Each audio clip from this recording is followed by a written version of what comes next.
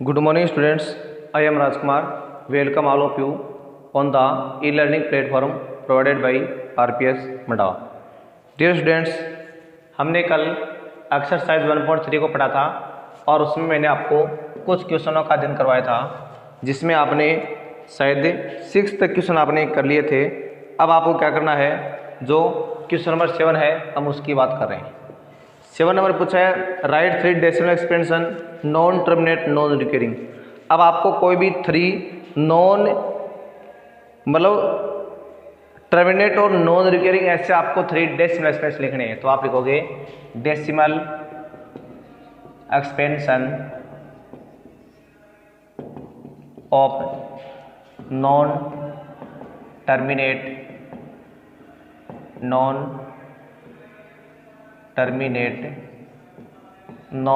Recurring. अब जान दोगे नॉन टर्मिनेट नॉन रिकरिंग कौन से होते हैं आपके। देखो 3 प्रकार के डेसिमल होते हैं। एक तो होते हैं आपके टर्मिनेट, पहले जान लो आप इनको अच्छी तरह कौन कौन से होते हैं। एक होते हैं नॉन टर्मिनेट रिपीटिंग होते हैं, नॉन टर्मिनेट रिपीटिंग। एक होता है आपके नॉन टर्मिनेट नॉन रिकरिंग। ये 3 प्रकार के आपके पास क्या होते हैं, डेसिमल एक्सपेंशन होते हैं। अब देखो तीनों कौन कौन से होते हैं। अब टर्मिनेट का मतलब जिसमें आपका डिवाइड पूरा हो जाए, आगे आपका डिवाइड नहीं हो पूरा कंप्लीट, यानी रिमाइंडर 0 आ जाए, वो तो क्या होते हैं आपके टर्मिनेट होते हैं। उसके ऊपर नया तो कोई लाना देना कोई आगे डेस आता है। ये हो गया मान लो, या फिर मान लो ये हो गया मेरे पास, या मान लो 0.621, ये सारे के सारे क्या आपके टर्मिनेट है। अब देखो नॉन टर्मिनेट रिपीटिंग कौन से होते हैं। जैसे मान लो मेरे पास आ रहा है 0.3, ऊपर बार लगा दिया, या फिर मान लो ये ऐसे लिखा जाएगा 0.333 ऐसे, तो मतलब 3 आपका बार बार रिपीट हो रहा है। या फिर मान लो मेरे पास आ रहा है 0.72, ऊपर बार लगा दिया ऐसे, तो इसका मतलब क्या हो गया कि 0.727272 एक निश्चित क्रम से क्या होंगे, ये बार बार आपके रिपीट होते रहेंगे। तो ये तो हो गया आपके नॉन टर्मिनेट रिपीटिंग हो गई। अब उसके बाद में आता है आपका नॉन टर्मिनेट नॉन रिकरिंग आता है। अब देखो तो नॉन टर्मिनेट नॉन रिकरिंग कौन से होते हैं। देखो इनमें एक फिक्स अंतर आ रहा है आपका, 3 आपका हर बार 3 आ रहा है, एक निश्चित क्रम से आ रहा है ना। यहाँ देखो 727272, यानी हर बार आपका 7 कब आ रहा है, 1 नंबर के बाद में आ रहा है ना। तो मतलब इनमें कोई फिक्स क्रम होता है आपका। और नॉन टर्मिनेट नॉन रिकरिंग में क्या था, कोई भी फिक्स क्रम नहीं होता है। जैसे मान लो ये आ गया मेरे पास 0.10, फिर 100, 1000000,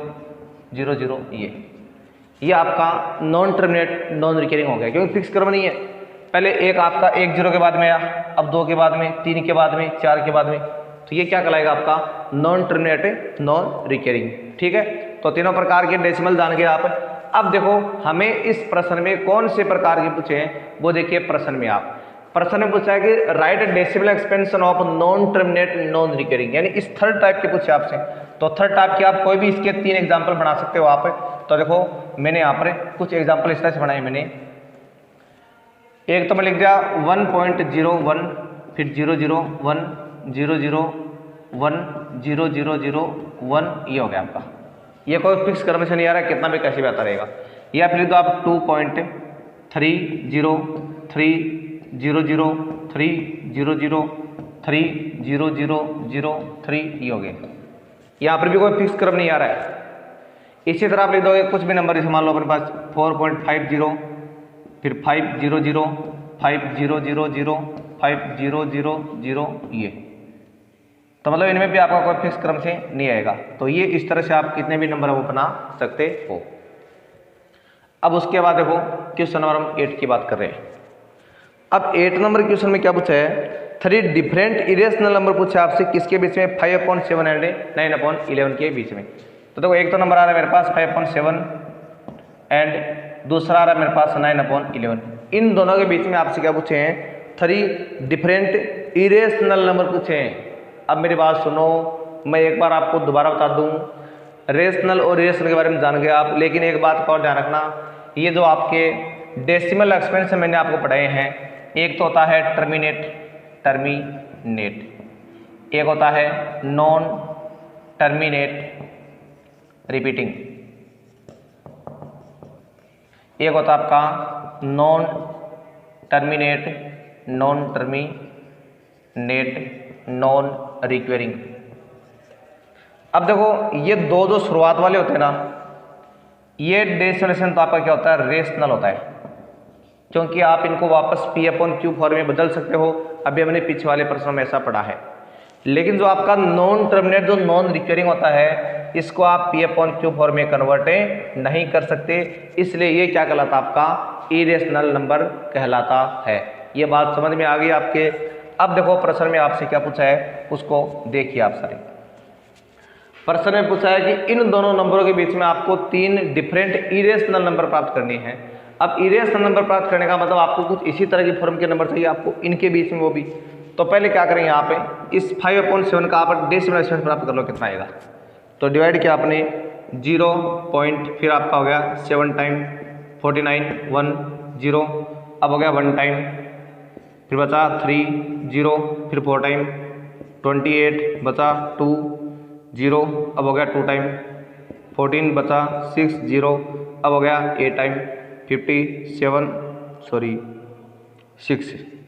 उसके बाद बचा क्या मेरे पास है 4 बचा। अब यहाँ पर आ रहा है मेरे पास वापस 0, तो क्या कितने बार है 5 टाइम हो गया 35, और बच गया क्या वापस 5, और 5 आपका शुरुआत में लेके चले थे। इसी तरह आप इसको देख लो 9/11 को, तो 9 में आपने 11 का डिवाइड किया 0 पॉइंट, फिर हो गया 8 टाइम 88, बचा 2 0, और अब हो गया आपका 1 टाइम 11, बचा 9, तो वापस 9 आ गया शुरुआत वाला। मतलब ये नंबर आपके बार बार रिपीट होते रहेंगे, और ये भी आपके बार बार रिपीट होते रहेंगे। सबसे पहले तो आपको इसमें यूँ करना है। तो आप देखो मेरे पास 5/7 की वैल्यू तो मेरे पास क्या रही है 0.71425, यानी डेस से आपका नंबर बार बार आता रहेगा। जो 9/11 है उसकी वैल्यू मेरे पास आ रही है 0.818181, ये नंबर आपके बार बार आते रहेंगे। अब देखो इन दोनों के बीच में आपको इरेशनल नंबर लाना है। इसका मतलब आप ऐसा करो, ये शुरुआत वाले 2 का चेंज करो, इनका 71 और 81। ये मान के चलो कि हमें 0.71 और 0.81 के बीच में नंबर चुनने हैं, तो आप लिखोगे यहाँ पर 3 इरेशनल नंबर, आप ऐसे बनाओगे इरेशनल नंबर्स आर। तो नंबर देखो आपने 0.71 के बाद में आप ऐसा करो 0.72 मान लो आप, फिर आगे आप 1 0 मान लो, फिर 72 00 72 000 72 40, तो ये बिल्कुल इरेशनल हो गया ना आपका। एक नंबर तो ये हो गया। और दूसरा आपको क्या लिखना है, जैसे आपका इसके बाद में चलो आपने 0.75 मान लिया, आपने 0.75 0 75 00 75 000 और 75 000 डैश डैश, एक आपने ये नंबर लिख दिया है। और उसके बाद में आपको और क्या लिखना है, एक जो नंबर आपका है वो ये मान लो, जैसे मैंने लिखा 0.78 0 78 00 78 000 78 000, ये। तो इस तरह से आप 3 जो इरेशनल नंबर है वो इनके बीच में इस तरह से प्राप्त कर सकते हो।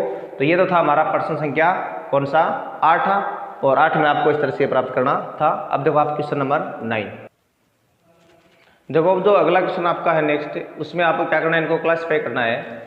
और क्लासीफाई किसमें करना है कि इनमें से कौन से तो रेशनल नंबर है और कौन से इरेशनल नंबर है। तो देखो मैंने बता दिया आपको इरेशनल नंबर देखो कौन कौन से होते हैं। एक बार मैन आप इरेशनल को याद रख लो तो रेशनल आपके अपने आप याद हो जाएंगे। अगर आप देखो एक तो रूट में ऐसे नंबर जो आपके परफेक्ट स्क्वायर नंबर नहीं हो, वो सारे क्या होते हैं आपके इरेशनल नंबर होते हैं। जैसे आपका √2 है, √3 है, √5 है, √6 है, √7 है, ये सारे क्या आपके इरेशनल नंबर।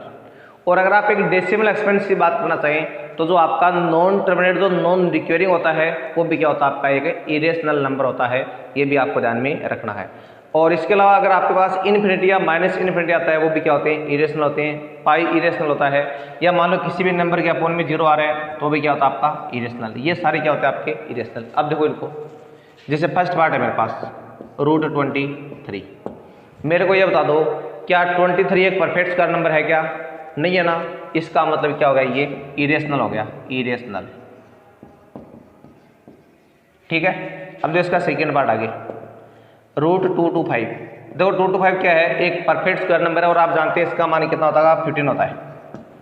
अरे 15 का स्क्वायर रूट 5 होता है ना, तो क्या हो गया आपका रेशनल नंबर, तो इसको आप लिखोगे रेशनल। और थर्ड पार्ट में देखो मेरे पास क्या आ रहा है, थर्ड पार्ट में आ रहा है मेरे पास 0.3796।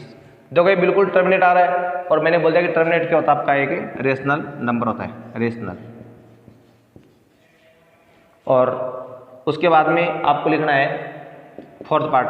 फोर्थ पार्ट में क्या है 7.478478 डैश डैश। देखो यहाँ पे ये दो नंबर देखो फिक्स क्रम से आ रहे, बार बार आ रहे हैं, 478 478 478 बार बार आ रहे हैं, एक निश्चित क्रम से आ रहे हैं। इसका मतलब ये नंबर क्या हो गया आपका रेशनल नंबर हो गया, रेशनल। उसके बाद देखिए इसमें आप जो इसका पांचवा पार्ट है उसको देखो, आप पांचवें पार्ट में आ रहा है मेरे पास 1.101 और 001। इसके अलावा मेरे पास आ रहा है 001 001 और डैश डैश। तो देखो यहाँ पर कोई फिक्स क्रम से नहीं आ रहा है, ये पहले आ रहा है 101 आ रहा है, उसके बाद में 001 आ रहा है, फिर 000 आ रहा है, तो ये क्या हो जाएगा आपका इरेशनल नंबर हो गया, इरेशनल। तो इस तरह से आपको इस जो क्वेश्चन था 9वां, इसमें आपको इनको ऐसे क्लासिफाई करना था और बताना था कि इनमें कौन सा तो आपका रेशनल है और कौन सा आपका इसमें इरेशनल है। तो जो आपने इस तरह से इनको बताए हैं, तो इसके साथ जो हमारी एक्सरसाइज 1.3 है वो कंप्लीट होती है। अब देखो जो 1.4 एक्सरसाइज है वो पढ़ने से पहले मैं आपको जो कुछ फॉर्मूले बता रहा हूँ वो आपको थोड़े से ध्यान में रखने हैं। हालांकि ये फॉर्मूले आपने छोटी क्लास में पढ़ रखे हैं, लेकिन फिर भी आपको उन फॉर्मूलों को एक बार आपको दोबारा से सीखना है। और वो फॉर्मूले कौन कौन से हैं इनको आप अपने नोटबुक में नोट कर सकते हो। जैसे एक तो आपको इसमें सीखना है कि जैसे मान लो मेरे पास a की पावर m आ रही है इंटू a की पावर मान लो मेरे पास n आ रही है। अगर मैं a की पावर m को a की पावर n से मल्टीपल करता हूँ तो मेरे पास इसका फॉर्मूला क्या बन जाएगा a की पावर m प्लस n। ये फॉर्मूला आपको ध्यान में रखना है। दूसरा एक मान लो मेरे पास a की पावर m डिवाइड a की पावर n आ रही है, तो इसका मतलब मेरे पास हो जाएगा a की whole power m minus n। ये आपको ध्यान में रखना है। एक आपको ध्यान रखना है a की power m whole power n, तो इसका मतलब हो गया a की पावर m इंटू n। ये दोनों मल्टीपल में आ गई a की पावर m n। इसी तरह आपको ध्यान में रखना है जैसे मान लो आ रहा है मेरे पास a की पावर m इंटू और b की पावर भी m आ रही है, इसका मतलब आप इन दोनों के एक साथ पावर लगा दोगे a b की होल पावर m। ये भी आपको ध्यान में रखना है। इसके अलावा आ रहा है मेरे पास a की पावर m डिवाइड में b की पावर m, तो इसका मतलब आप क्या कर दोगे a अपॉन b की जो होल पावर है उसको भी आप m लिख दोगे। इसके अलावा आपको ध्यान रखना है कि जैसे मान लो कोई भी जो नंबर होता है उसकी अगर पावर 0 होती है तो उसका मान क्या होता है 1, जहाँ पर आपका a 0 नहीं होना चाहिए, a नॉट इक्वल 0। इसको छोड़ के बाकी कोई भी नंबर हो अगर उसकी पावर 0 होती है तो उन सभी की वैल्यू क्या होती है हमारे पास 1 होती है। तो ये कुछ 5 से जो फॉर्मूले हैं वो आपको इनको घर से याद करना है, और उसके बाद में हम जो एक्सरसाइज 1.4 है उसको हम स्टार्ट करेंगे। और तब तक के लिए आपको ये फॉर्मूले याद करने हैं, और जो बाकी आपका होमवर्क है वो आपको अपनी नोटबुक में साथ में करते हुए रहना है। और 1.4 के बाद में जो आपकी एक्सरसाइज फर्स्ट है वो कंप्लीट हो जाएगी। उसके बाद में हम जो एक्सरसाइज नंबर 2 है उसको भी स्टार्ट करेंगे। तो चलो 1.4 में एक छोटा सा प्रश्न मैं आपको करवाता हूँ उसमें। जैसे मान लो फर्स्ट पार्ट का मेरे पास ये फर्स्ट पार्ट आ रहा है जिसमें आपको निकालना है 64 की होल पावर 1/2, ये आ रहा है मेरे पास, ठीक है। अब देखो इसको कैसे करना, आपको इसका सॉल्यूशन निकालना। तो देखो 64 का मतलब क्या होता है आप जानते हैं। पहले आप ऐसे 64 की क्या कर लेंगे, ऐसे प्राइम फैक्टर कर लोगे आप 2 से 32 16 8 4 2 एंड 1। तो इसको आप क्या लिख दोगे अब, यानी मेरे पास जो 64 की होल पावर 2 है उसका मतलब मेरे पास आ गया 2 की पावर 6 आ गया, और होल पावर कितनी आ रही है 1/2 आ रही है ना। अब इसका मतलब क्या आ गया मेरे पास 2 की पावर 6 है वो किसके साथ मल्टीपल आ गई 1/2 के साथ मल्टीपल, क्योंकि आप जानते हैं कि जो a की होल पावर m है और होल पावर n का मतलब क्या होता है a की पावर m इंटू n। तो आपने यहाँ पर उस फॉर्मूले का अप्लाई किया है, यानी a की पावर m की होल पावर n बराबर क्या है मेरे पास a की पावर m है n। अब इससे क्या होगा दोनों आपस में मल्टीपल हो गए, तो 2 की पावर मेरे पास क्या आ गई 6/2, यानी 2 की पावर मेरे पास क्या आ गई 3। इसका मतलब क्या आ गया 2 इंटू 2 यानी मेरे पास क्या आ गया 8 आ गया। तो इस तरह से आपको इसका क्या निकालना था, सोल्यूशन वो फाइंड करना था। तो देख लो आप इसमें ये इस तरह से हो गया आपका क्वेश्चन वो, यानी 64 की होल पावर 1/2 यानी 2 की पावर 6 होल पावर 1/2 यानी 2 की पावर 6 इंटू 1/2 और 2 की पावर 6/2 यानी 2 की पावर 3 अर्थात 8। तो बाकी जो क्वेश्चन इसके हैं वो हम कल पढ़ेंगे। तब तक आपको इसके जो फॉर्मूले हैं वो घर से लर्न करके आने हैं। तब तक के लिए नमस्कार, धन्यवाद।